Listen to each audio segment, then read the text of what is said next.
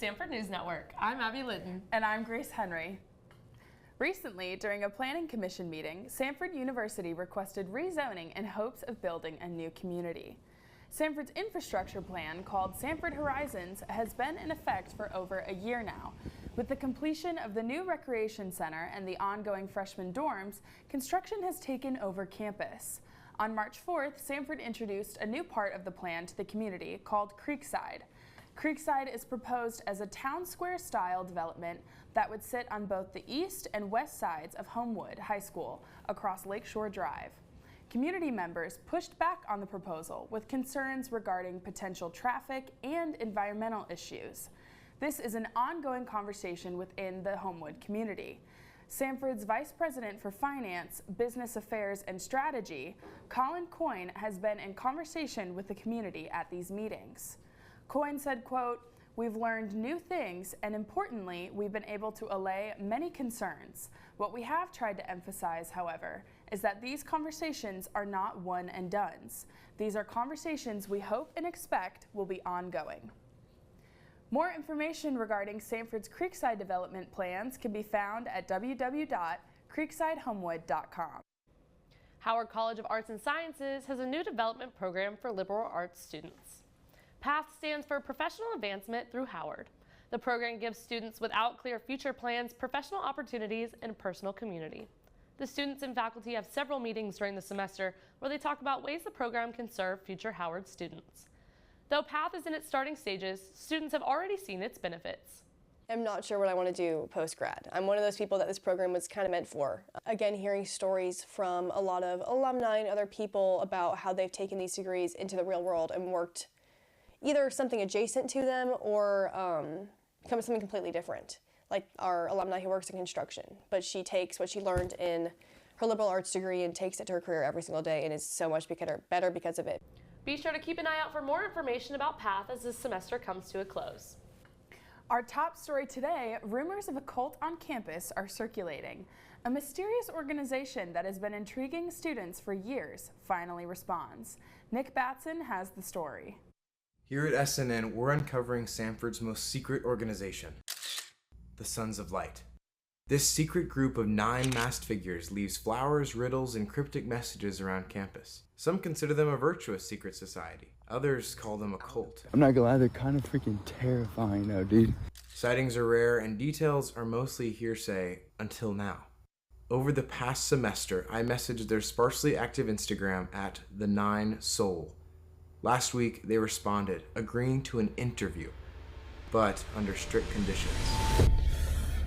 All right, I'm in my car right now. The Sons of Light said to meet them at the Mr. Beeson statue at 10:10. They said a minute earlier or a minute later, and the interview would be toast. So I'm sitting in the parking lot waiting for 10:10. It's 9:59 right now. They said they're taking me to a secret location. So I don't know if they're gonna blindfold me. I'm hoping that maybe I can use my camera to shoot some stuff depending on where we go, so maybe I can give some eyes to the audience wherever we end up going. They said for me to bring all my gear with me and it had to be on my person, so I couldn't really bring a full lighting setup, hoping that the lighting wherever they take me is not just candlelight. But got my camera, it's good in low light, got a tripod, and excited to see the Sons of Light. Keep you posted. All right, they changed spots on me like 3 minutes before I'm supposed to go out, but they're supposed to meet me here in 2 minutes. I don't know why I'm nervous, but I'm behind Russell. It's gonna be awesome.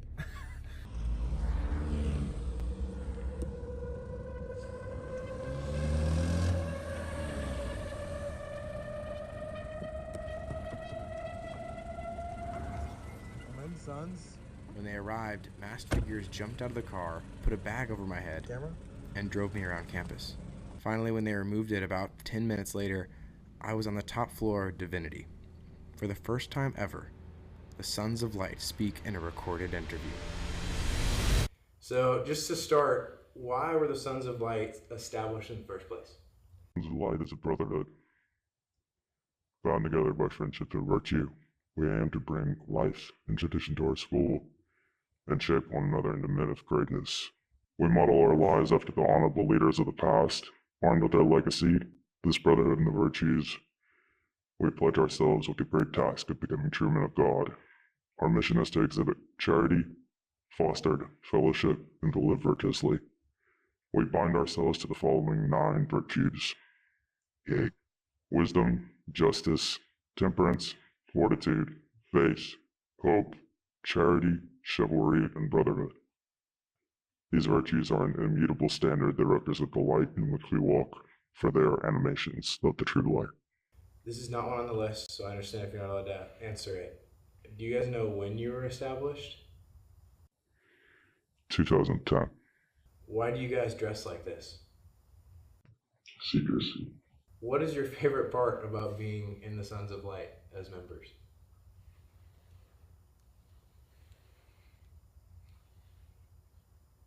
Oh, all right, okay. Do you guys have any influence on what happens on campus? And is Beck Taylor an active member? Dr. Westmoreland was an incredible member to the Brotherhood. However, Beck Taylor is not a member of the organization.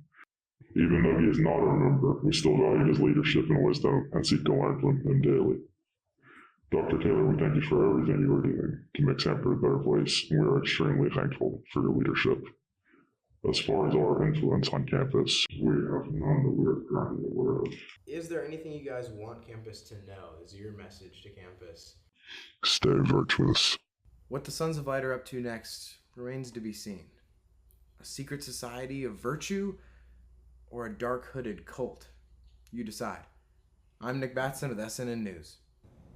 Thanks, Nick. You've definitely piqued my curiosity. And if any viewers have insider information on this, let us know.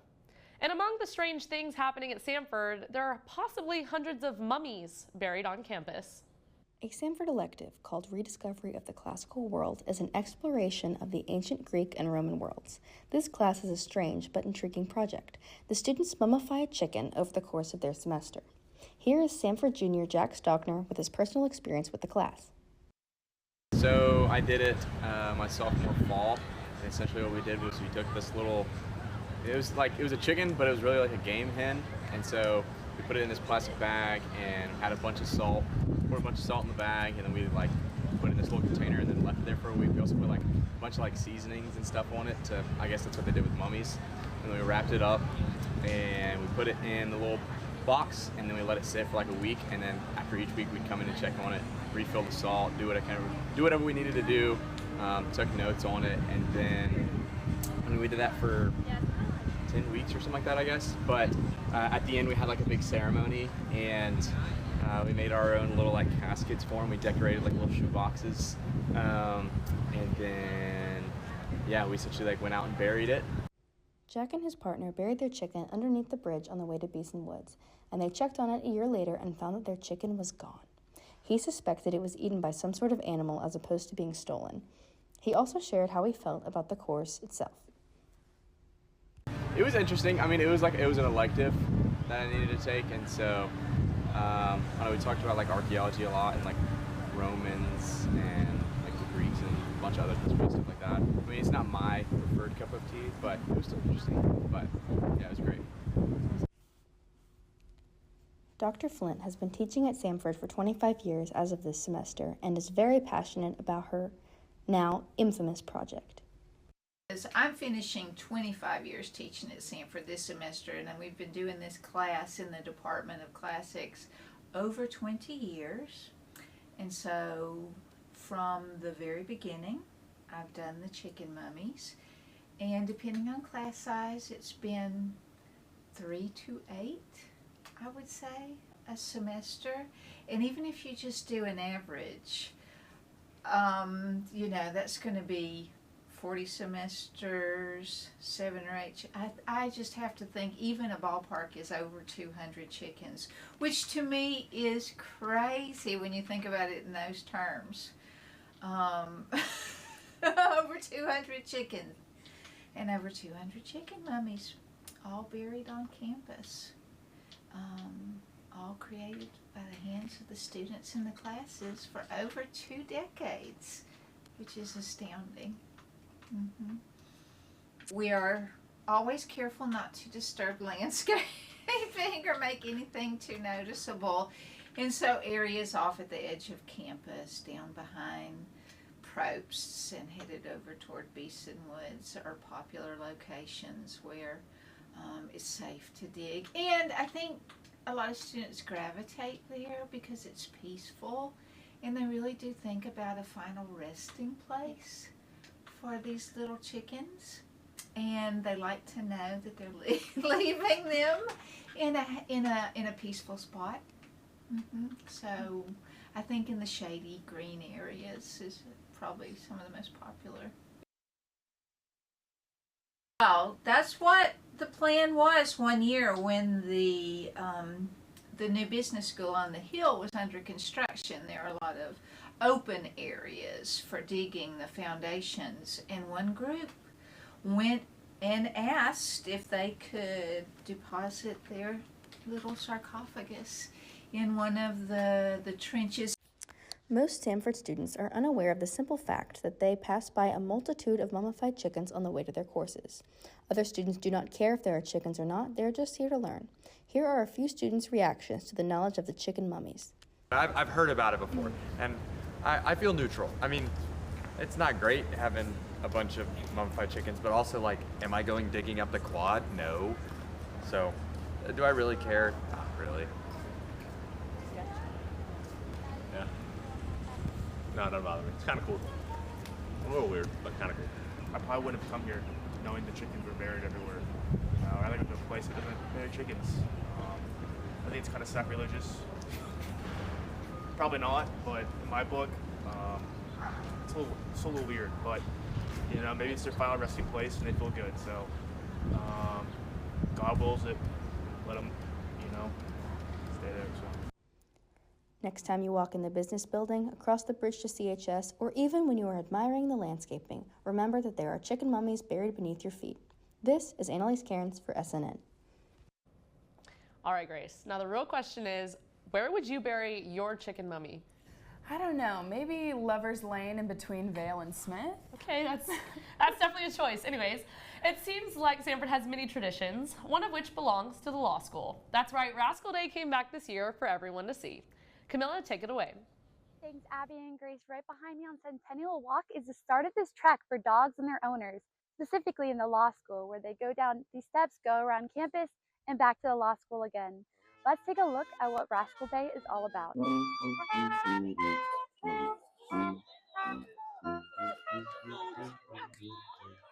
It's not usual that a New Orleans-style parade of puppies is happening on a normal university campus.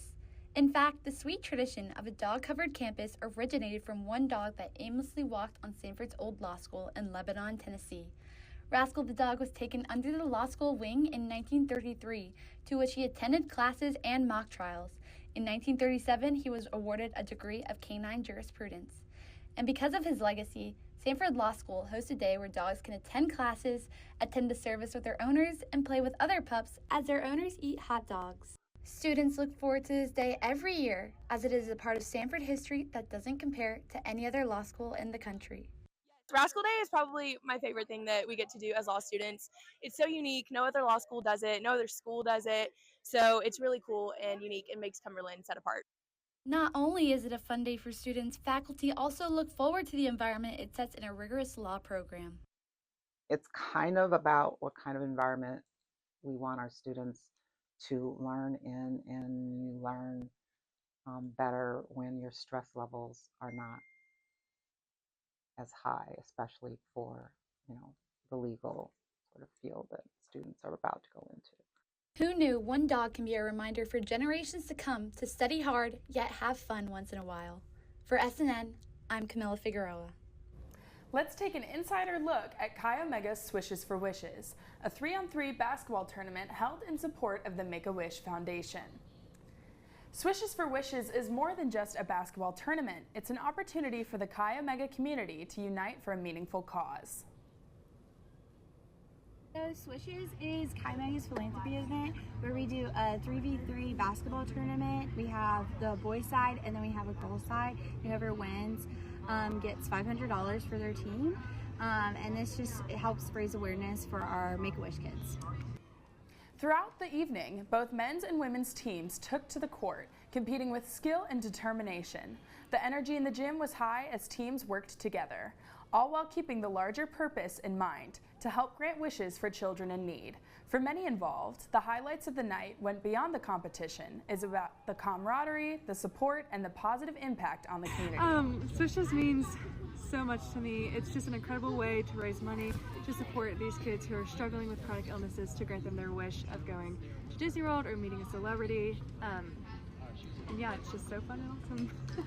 Swishes for Wishes was a demonstration of generosity and community spirit.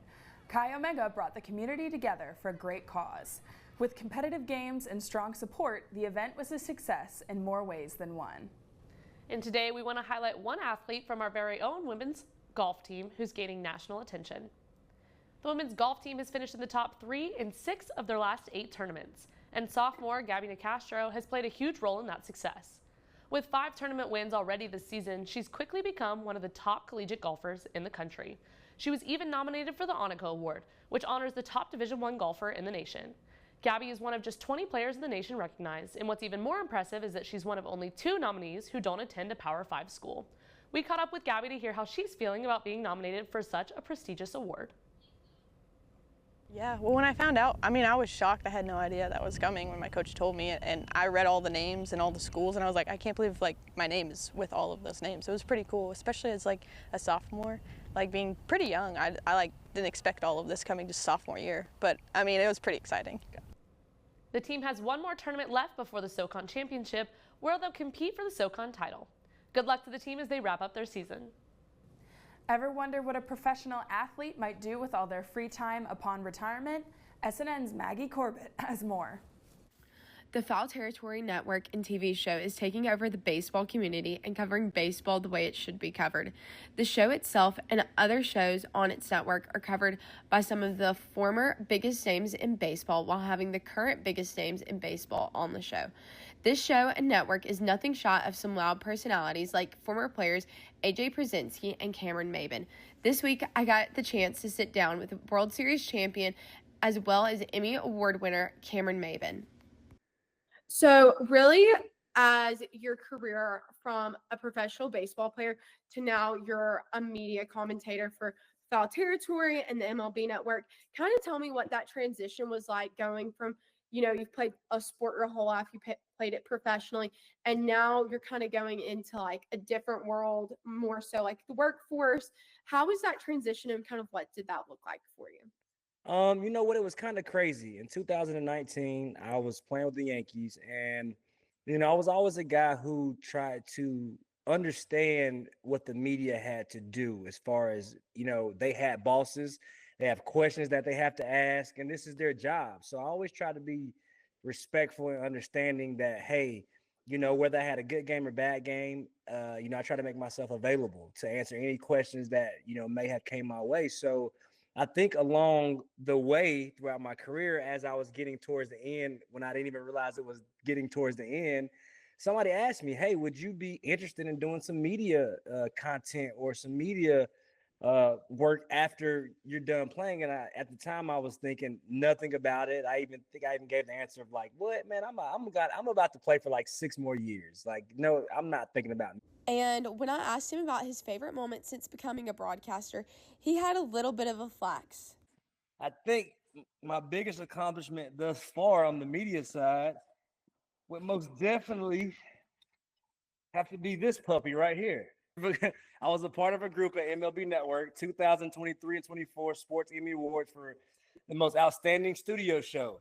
You can catch more of these loud personalities like Cam's over on the Foul Territory Network. For SNN, this is Maggie Corbett. You can catch Foul Territory live Mondays through Fridays on FanDuel or YouTube TV from 1 to 3 Eastern Standard Time. Music is something that uniquely brings people together. While we have different tastes in what we listen to, music provides a soundtrack to life. Over time, people have gone back to the old school ways of listening, such as vinyls or CDs, to appreciate music in a way that's lost in today's society. Radio used to be widespread and has slowly lost popularity. More than just sharing music, radio hosts used to connect with listeners. It was a community. Christiana Hewlett visited some of the local radio stations to explore the importance of local radio. Music connects all of us. As we travel to new destinations or along our everyday commute, most of us have a soundtrack. For some, the radio provides the daily tunes. For most of today's youth, however, streaming services such as Spotify and Apple Music are most popular. Here's what Samford students I primarily listen to Apple Music, even though I think that Spotify is better than Apple Music, but family plan. But when I go home, I do listen to the radio because I love hearing the commercials. I love hearing like the Star 102.1 because I'm like, I'm home and it's Dallas and it's sweet and it makes me nostalgic. I honestly do love the radio. I don't listen to it a lot, but a lot of times my friends will turn it on and I love to listen to it and hear like all the songs that are like popular right now, and I think it's hilarious. And the commercials and stuff. I like to hear people talking. For SNN, this is Christiana Hewlett. Well, that's all the time we have for today. I'm Abby Litton. And I'm Grace Henry. See you next week.